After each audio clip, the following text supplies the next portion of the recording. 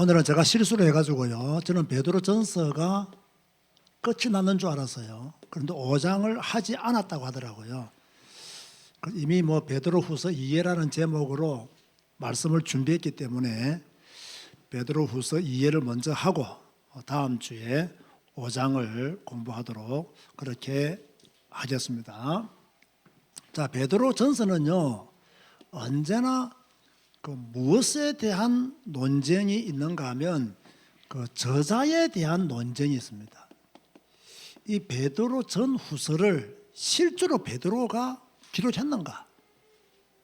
조금 의심스럽다. 베드로가 기록했다고 보기에는 너무 수준이 높다라는 그러한 견해들을 밝히고 있는 사람들이 있어서 이들이 말하기를 베드로가 저자가 아니다, 이렇게 말을 합니다. 물론 소수에 불과하지만 왜 이들이 베드로가 저자가 아니라고 보느냐 하면 이 성경들은요, 이 초기 교회 지도자들, 교부들이죠. 이 교부들의 인정을 받아야 되는데 이 베드로 전후서가 베드로의 저자인 것을 초대 교부들이 인정하지 않았다. 그래서 베드로를 저자로 보기가 어렵다. 그러면 이런 초대 교부들은 보통 1세기에서 2세기 교부들이거든요. 그런데 이제 3세기가 접어들면서 이 당시 교회 지도자들 중에서는 베드로 전후서가 베드로가 쓴 하나님의 말씀이다 라고 이렇게 대부분 이래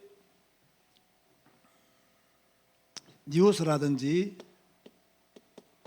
그런가 하면 저스틴, 우리가 잘 아는 폴리캅, 클레멘더,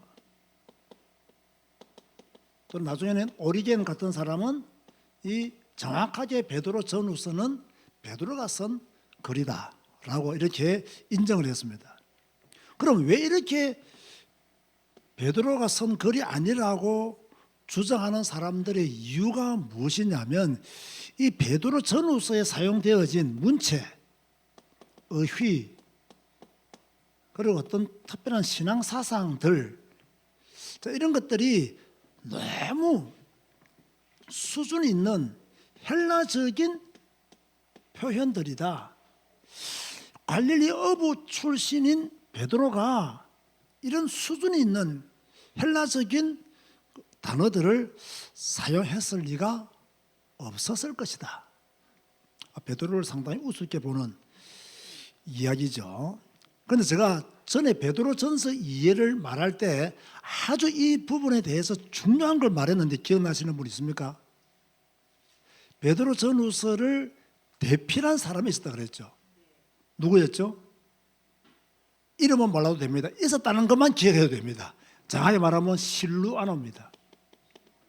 실루아노가 베드로의 말을 받아서 그렇게 대필했다라고 베드로 전서 5장 12절에 기록이 되어 있습니다. 이렇게 된다면 실루아나는 상당히 헬라적인, 그죠? 그런 문체나 의휘 이런 내용들을 베드로의 말을 듣고 뭡니까? 기록했다라고 그렇게 볼 수가 있는 거죠. 그렇다면 우리는 저자 논쟁에 대해서 어떻게 결론을 짓느냐 하면 성경을 봐라. 성경에 보면 베드로후서 1장 1절에 뭐라고 기록이 되어 있느냐? 주 예수 그리스도의 종이며 사도인 시몬 베드로는 이라고 기록하고 있다. 분명히 이 베드로후서에 예수 그리스도의 종이며 사도인 시몬 베드로는 이라고 기록하고 있기 때문에 베드로후서는 베드로가 기록한 것이 확실하다라고 그렇게 말하고 있는 점을 들어서 우리는 저자를 누구로 본다? 베드로로 본다는 이야기예요. 그런데 저자의 논쟁과는 관계없는 이야기지만 이 베드로후서와 유다서는요 상당히 동일한 내용들이 많아요. 그래서 어떤 분들은 베드로 후서를 먼저 기록했느냐, 유다서가 먼저 기록되어졌느냐라는 말들을 하는데요. 이걸 여러분에게 제가 자세히 설명할 수는 없지만 베드로 후서가 먼저 기록되었다라고 보는 학자들이 더 많이 있음을 알 필요가 있습니다. 자, 이러면서 우리는 그 베드로 후서 그 내용을 한번 전체적으로 살펴볼 필요가 있죠. 이 베드로 전서와 베드로 후서는 약간의 차이가 있습니다. 베드로 전서는요, 이 두 가지 문제로 인해서 이 편지를 쓰게 되는데, 하나는 예수님의 재림을 부인하는 자들, 또는 두 번째는 그 교회 안에 있는 이단들 때문에 이렇게 기록되어졌단 말이에요. 그런데 중심점이 어디에 있느냐면 예수님의 재림을 부인하는 사람들을 위해서 베드로 전서가 더 많이 강조를 하고 있어요. 그러면 베드로 후서는 무엇을 더 많이 강조하고 있느냐? 이 교회 안에 들어와 있는 이단들에 대해서 더 많이 강조를 하고 있고, 이 부분에 대한 메시지를 확실하게 주고 있다. 자, 베드로 전서나 베드로 후서, 특별히 베드로 전서는 예수님의 재림을 거부하는 자들에 대해서 메시지를 주고 있고, 이단들에 대해서 경계할 것을 메시지를 주고 있지만, 특별히 베드로 전서는 어디에 더 무게를 두고 있다? 재림을 부인하는 자들에게 뭡니까? 이들의 미혹에 빠지지 않도록 하는 메시지를 주로 주었고, 베드로 후서는 비슷하지만 주로 누구를 대상으로? 교회 안에 있는 이단들의 어떤 사설에 빠지지 않을 것을 강조하는 메시지들이 훨씬 더 많다. 이 부분을 잘 이해하시고 여러분들이 베드로 전 후서를 구분하면 좋겠습니다. 자, 도입부 시작을 어떻게 하느냐? 1장 1절에서 21절 말씀까지를 보면요, 제일 먼저 인사를 하죠. 주로 베드로가 인사말을 쓸 때 많이 나타나는 단어가 있죠. 은혜와 평강. 참 좋은 저는 인사다라고 생각합니다. 은혜와 평강이 있기를 원한다. 그렇게 이야기했어요. 자, 조금 전에 제가 설명한 것처럼 이 당시 교회 안에 그 이단들이 있었단 말이에요. 자, 하나는 예수님의 재림을 거부하는 자들이고, 또 하나는 그 이단들에 대한 염려가 있었기 때문에 베드로가 베드로 전 후서를 기록하게 된 거죠. 그런데 이 이단들의 특징이 뭐냐면요, 도덕적인 탈선이라는 거예요. 이게 이단들의 특징이라는 거예요. 그리스도의 재림을 부인하는 것은 100% 이단. 그런데 교회 안에서 복음을 말하고 성경을 가르치는데 이 도덕적인 탈선에 대해서 무감각한, 또는 도덕적인 탈선을 부추기는 듯한 그러한 메시지들은 전부 다 이단 사상이다 라는 것을 베드로가 우리에게 메시지를 주고 있는 거예요. 그래서 베드로는 어떻게 하든지 성도들은 경건의 삶을 살아야 된다. 그리고 예수님의 재림은 확실하다. 재밌는 건요, 성도들이 이 경건의 삶을 살기 위해서는 어떻게 해야 되느냐? 제일 중요한 게 성경에 대한 바른 지식이 있어야 된다. 이게 베드로의 말입니다. 우리가 경건의 삶을 살아야 되는데, 이 경건의 삶을 살기 위해서는 성경에 대한 바른 지식이 있어야 경건의 삶을 살 수 있다. 제가 딱 보는 거예요. 진짜 이건 중요한 말씀이더라고요. 경건에 이르기를 연습하라는 말씀을 잘 듣잖아요. 그런데 우리가 경건에 이를 수 있는 방법이 뭐냐면 성경에 대한 바른 지식, 말씀에 대한 바른 지식, 왜 그렇게 살아야 되는지에 대한 바른 이해가 먼저 되어져야 되는 거죠. 그러면서 하나님의 그 약속에 대한 소망을 굳건하게 붙들고 있는 사람은 경건의 삶을 살 수 있다. 하나님에 대한 분명한 믿음을 가진 사람은요, 올바른 믿음의 삶을 살 수밖에 없는 거죠. 그런데 이단들은 어떻게 하느냐? 이렇게 중요한 말씀들을 자꾸 뭐 하느냐? 왜곡시킨다는 거예요. 잘못 해석한다는 거예요. 잘못된 메시지를 성도들에게 전한다는 거예요. 그래서 이 성도들이 잘못된 메시지에 빠지도록 교회 안에서 활동을 하고 있다. 그래서 베드로가 주의하라 라는 것을 베드로 후서를 통해서 주고 있는 메시지예요. 자, 본론에 들어가면요, 어떤 메시지들이 기록되어 있느냐? 2장 1절에서 3장 13절까지거든요. 자, 본론은 크게 두 가지로 나눕니다. 거짓 교사들의 이야기이기 때문에 베드로는요, 이 거짓 교사들을 고발합니다. 자, 교회 안에 좀 잘 보세요. 신천지가 우리 교회를 무너뜨리려고 하면 어떤 방법을 먼저 쓰겠습니까? 아주 우리 교회를 처음 오는 것처럼, 신앙생활을 처음 하는 것처럼 설며시 들어오겠죠. 가만히 들어오겠죠. 처음부터 나 신천지입니다 하고 들어오면 교회에서 쫓아내거나 또는 경계를 하겠죠. 그런데 전혀 신천지가 아닌 것처럼, 전혀 또 다른 이단이 아닌 것처럼 하나님을 잘 믿기를 바라는 순수한 마음을 가진 사람인 것처럼 들어온다고요. 처음에는 잘하겠죠. 교회를 열심히 섬기고 특별히 주의 종들한테 잘하고, 그죠? 인기를 끄는 이야기도 하고 행동을 할 겁니다. 그러다가 어느 날 갑자기 딱요, 내가 누구를 전도했다면서 사람을 데려와요. 근데 그 사람은 전도한 사람이 아니라 누구겠어요? 똑같은 신천지 사람 데려오는 거예요. 그래가지고 이 사람들이 세를 이루어서 여러분들에게 어떻게 미혹하냐면, 이런 메시지 한번 들어봐라, 이거 한번 배워봐라, 이렇게 꼬신다는 거예요. 이게요, 베드로가 이런 말을 했어요. 이것은 제가 장별로 성경 공부할 때 여러분에게 말씀을 드리도록 하겠어요. 이미 교회 안에 있는 성도들 중에서 거짓 교사들을 자꾸 데리고 와가지고 다른 성도들을 미혹에 빠지도록 만든다는 거예요.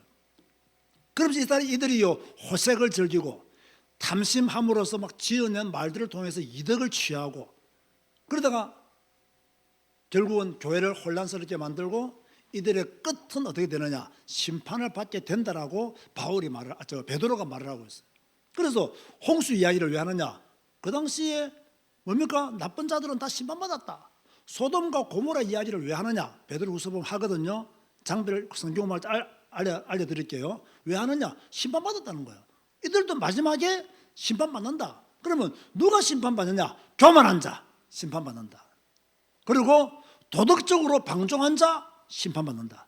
물질적 탐욕을 끝없이 낸 자 심판받는다. 결국 그들은 멸망에 빠질 것이다. 그렇게 말씀하고 있는 거예요. 자, 그러면 우리가 이런 미혹에 빠지면 될까요? 안 될까요? 우리는 교만하면 된다? 안 된다? 안 된다. 도덕적으로 방종하면 된다? 안 된다? 안 된다. 물질적 탐욕을 크게 가지면 된다? 안 된다? 안 된다는 거예요. 왜? 이런 것에 빠지면 나중에 심판을 받게 된다.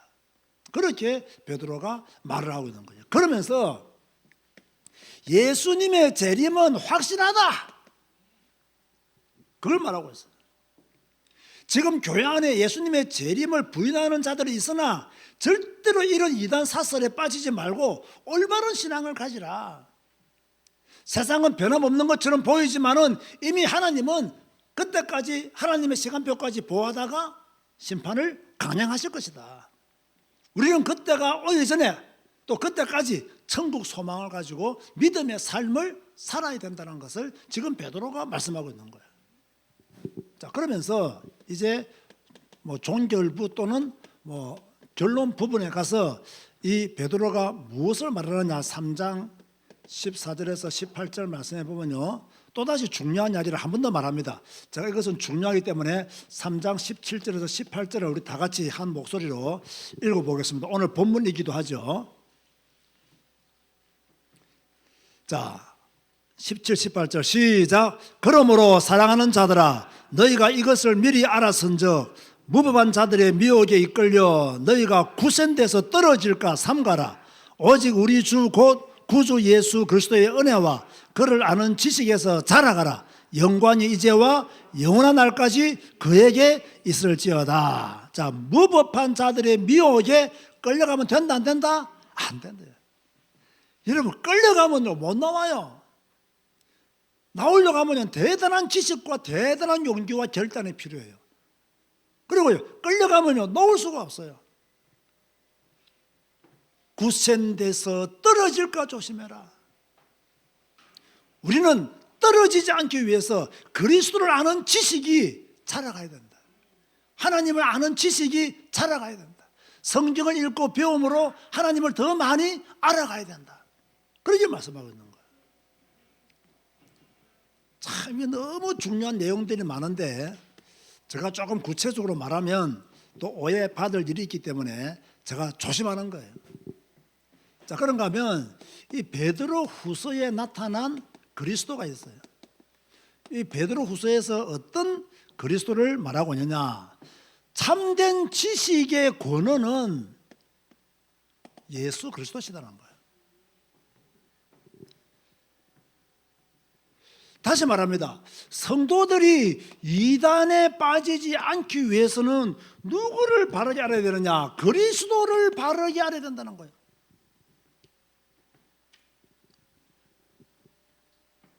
이단에 빠지지 않기 위해서는 그리스도를, 다시 말해서 복음을 제대로 알아야 된다. 복음을 제대로 모르면 이단에 빠질 수밖에 없어요. 자, 우리가요 성숙해야 된다, 또 자라가야 된다, 이런 말들을 할 때에 어떤 사람이 성숙한 사람이냐? 그리스도를 바르게 아는 사람이 성숙한 사람이에요. 그리스도를 아는 지식이 자라가는 그 사람이 성숙한 사람이에요. 자, 여러분은 성숙한 성도 되시기를 바랍니다. 그럼 우리가요 그리스도를 바르게 알았다고 하면 어떤 그리스도를 알아야 우리가 그리스도를 바르게 알았느냐? 그것은요 구약에 예언된 메시아가 바로 누구시다? 예수님이시다라는 거예요. 구약에 예언된 메시아가 누구시냐? 바로 예수님이 구약에 예언된 메시아이시다. 그분이 우리를 구속하기 위해서 십자가를 지셨다. 그분은 사망의 권세를 깨뜨리시고 부활하셨다. 그리고 그분은 분명히 다시 오신다고 하셨다. 다시 오시면 이분은 반드시 세상을 심판하실 것이다. 이걸 통째로 믿어야 그 사람이 복음을 제대로 깨달은 사람이에요.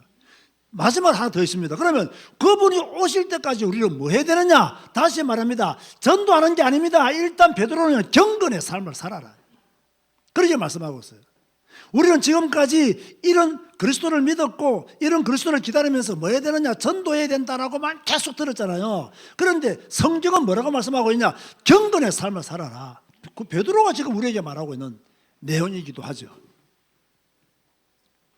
그리고 경건하게 살기 위해서는 뭐라? 그리스도를 아는 지식이 자라나야 된다. 굉장히 중요한 메시지예요. 굉장히 중요한 말씀이에요. 자, 이걸 모르면 안 되는 거예요. 경건 안에서 전도도 이루어지는 것이지 경건이 없는 전도는 올바른 전도가 될 수가 없다는 거예요.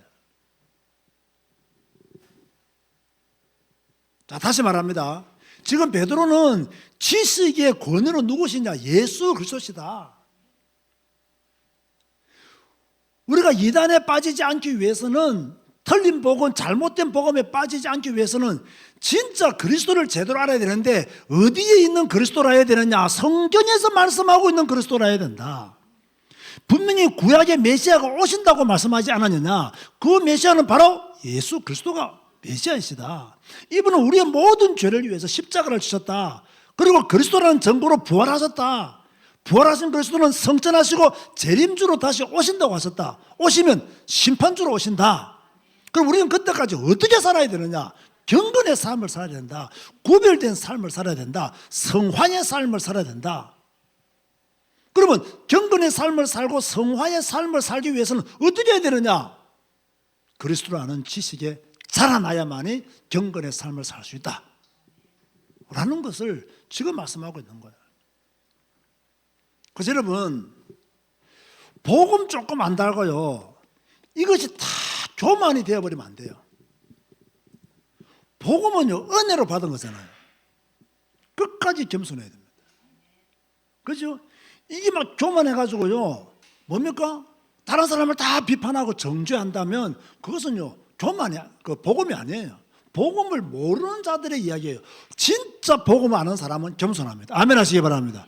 진짜 복음의 은혜를 아는 사람은 그 은혜 받은 것을 인하여 기뻐하고 즐거워하고 겸손할 수밖에 없어요. 자랑할 것이 없잖아요. 우리가 내세울 게 없잖아요. 우리의 행위로 구원받은 것이 아니잖아요. 근데 이걸 모르니까 자꾸 교만해지는 거예요. 그래서 여러분, 너무 지나친 자신감도 어디와 연결되느냐? 교만과 연결될 수가 있다. 그래서 우리는 늘 겸손한 마음으로 살아야 된다 라는 것을 말해야 되는데요. 제가 또 한 가지 더 말씀드리면 이미 다 말씀했지만 이 베드로 후서에서 그리스도는요 심판주로 다시 오심을 증거하고 있습니다. 제가 이미 조금 전에 다 강조했기 때문에 가볍게 넘어갑니다. 자, 그러면서 이 베드로 후서의 어떤 핵심의 내용은 뭐냐? 핵심 단어는 뭐라고요? 그리스도를 아는 지식. 너무 중요하다. 주 예수를 아는 지식. 이것이 자라가야 된다. 핵심 절은 무엇이냐?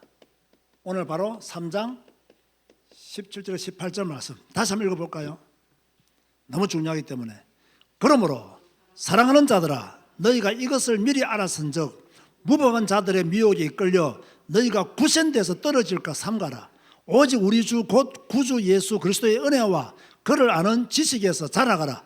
영광이 이제와 영원한 날까지 그에게 있을지어다. 여러분 더 자라나시기 바랍니다. 더 자라나야 돼요. 그런가 하면 핵심 장은 몇 장이냐? 몇 장이라고요?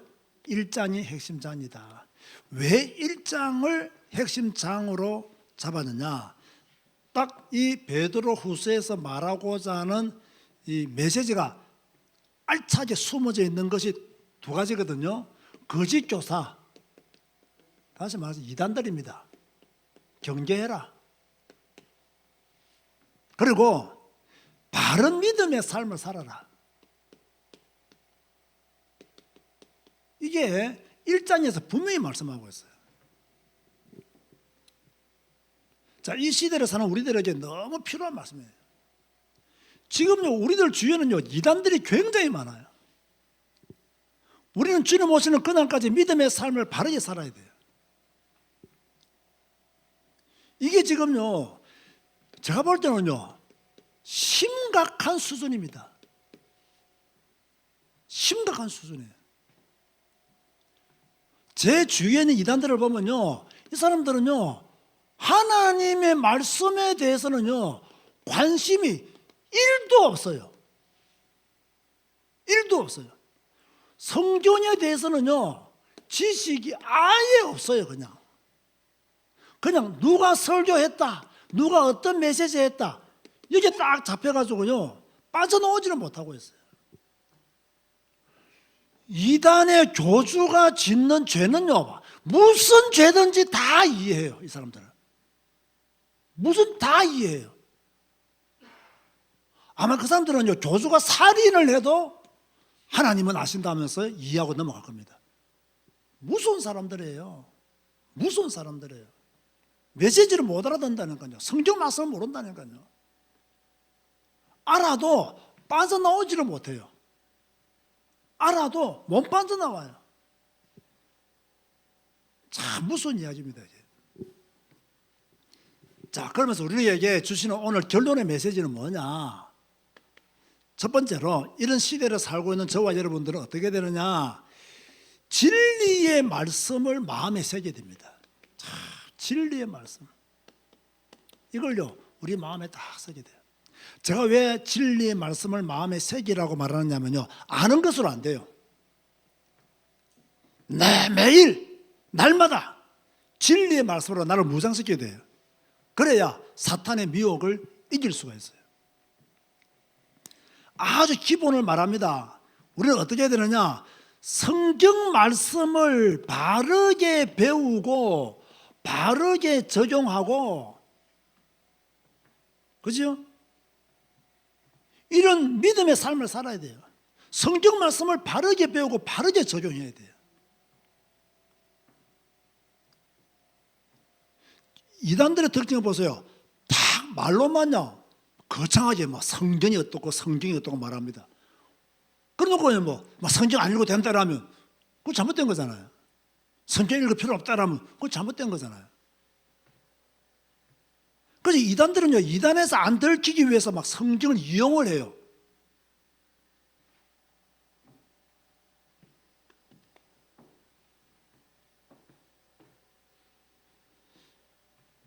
이단들의 특징은요, 성경의 특정 구절을 많이 강조해요. 특정 인물들을 많이 강조해요. 그런데 보세요. 성경은요, 특정 구절만 강조되면 안 됩니다. 성경은 특정 인물만 강조되면 안 됩니다. 성경은 전체가 강조되어야 되고 전체를 읽어야 되고 전체를 배워야 돼요. 그렇죠? 지금은 요셉, 다윗, 바울 없으면요 설교할 게 없다는 게 사람들은. 맨날 요셉 이야기하고 맨날 다윗. 요셉보다 훨씬 더 유명한 사람이 좋은 사람이 모르드게입니다. 모르드게. 이런 사람들은 전혀 몰라요. 요셉, 다윗 이런 사람들 없으면 설교를 못해요. 늘 특정 구절만 가지고 특정 인물만 가지고 이런 일들이요 우리 주위에 너무나 많은 거예요. 성경 전체를 읽고 성경 전체를 배우고 성경 전체에서 말씀하고 있는 그리스도로 말해야 되는데 딱 특정 구절을 선택해가지고 복 받는다고 하나님이 함께 하신다고 하고 경건은 전혀 없어요. 경건의 삶은 전혀 없어요. 지식에서 전혀 자라가지를 못해요. 특정 구절만 강조하니까 어떻게 경건의 삶을 살겠어요? 그리스도 아는 지식이 자라나지 않는데 특정 인물만 배우는데 어떻게 성화의 삶을 살겠냐? 근본적으로 못 사는 거예요. 자, 이런 메시지를 하면 뭐라고 그들이 말합니까? 율법적이다 말하잖아요. 할 말이 없는 거예요.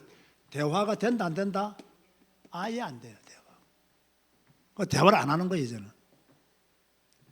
우리는 주님 오시는 그날까지 주님을 사모하는 믿음으로 마음으로 살아야 돼요. 마치 슬기로운 5 처녀처럼. 그죠? 슬기로운 5명의 처녀처럼 기름을 준비하며 살아야 돼요. 자, 이런 내용들을 또 우리가 한 장 한 장 배우면서 하나님의 말씀으로 무장되어지는 기회를 가지면 좋겠습니다. 오늘은 제가 실수해서 베드로전서 5장을 빠뜨리고 베드로후서 하는 차례인 줄 알고 후서를 먼저 준비했는데 다음 주에 베드로전서 5장을 공부하고 그 다음 주부터 베드로후서 1장을 계속 공부하면서 오늘 전체적으로 살펴보았던 내용들을 한 장 한 장 조금 더 강하게 분명하게 더 잘 이해하면서 넘어갈 수 있으면 좋겠습니다. 기도하시겠습니다. 주님 감사합니다. 오늘도 우리에게 말씀을 배울 수 있는 성경을 배울 수 있는 은혜를 주셔서 진실로 감사를 드립니다. 또 성경이 우리에게 주는 메시지를 듣게 해주시고 깨달아 알게 해주시며 또 그리스도를 아는 지식이 날마다 자라날 수 있도록 축복하여 주옵소서. 성경을 아는 것만큼 복음을 누리고 성경을 아는 것만큼 바른 믿음의 삶을 살고 성경을 아는 것만큼 경건한 성화의 삶을 살게 될 줄로 믿습니다. 이런 가운데 전도의 역사도 일어나게 하여 주옵소서. 예수님의 이름으로 기도드리옵나이다. 아멘.